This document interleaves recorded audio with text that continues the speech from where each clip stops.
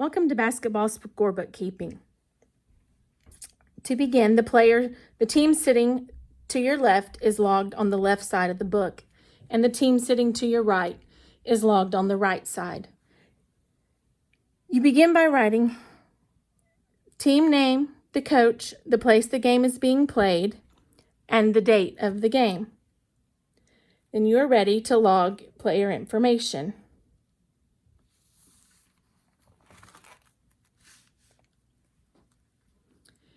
You begin by writing the player's name and their jersey number. Then you're ready to mark the starters. You should receive a roster from each coach that will have his starters marked. They are marked by filling in the Q in the first quarter box under quarters played.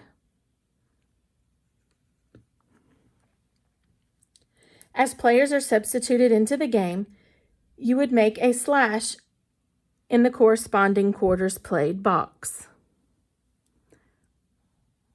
So if number 14 comes into the game in the second quarter, you would give her a slash in the second quarter played box.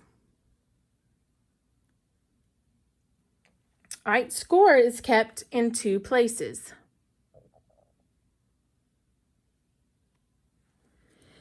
It is kept under the corresponding quarter according to who made the points.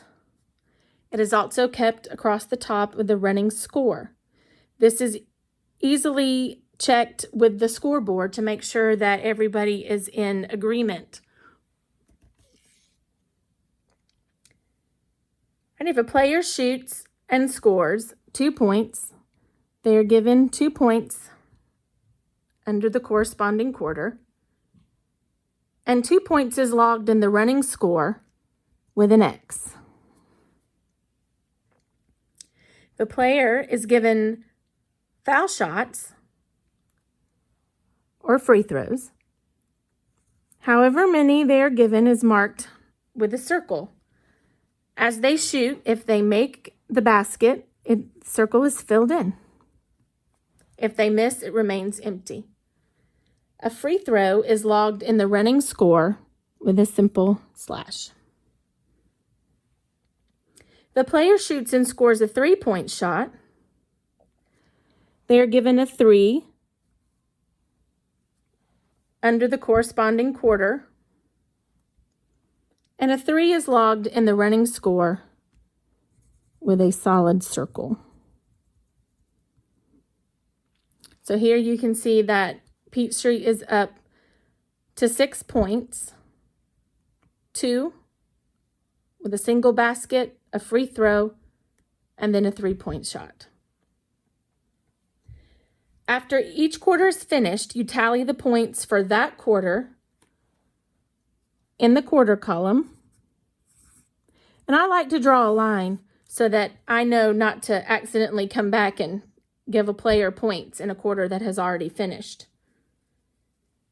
Then you would mark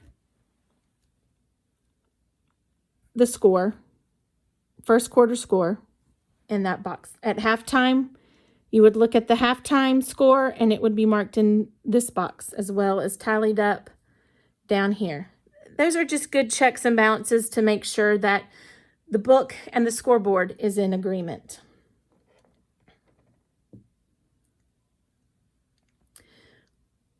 If a player is called for a foul, fouls are marked in 2 places. Personal fouls are marked beside each player, and they are allowed up to 5 personal fouls in a game before they must sit out. So when the player gets a foul, they receive a slash in the corresponding foul box. Also, fouls are logged by half under the team foul section. I like to write the number of the player as the fouls go along so that I can answer questions. Who scored the 3rd foul? Well, I can look down and say, oh, it was player 12 or whatever player had made that foul.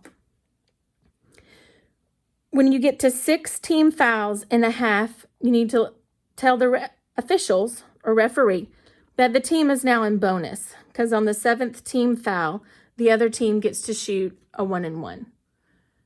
If a team gets up to 9 fouls, then you tell the official that the team is then in double bonus on the 10th foul.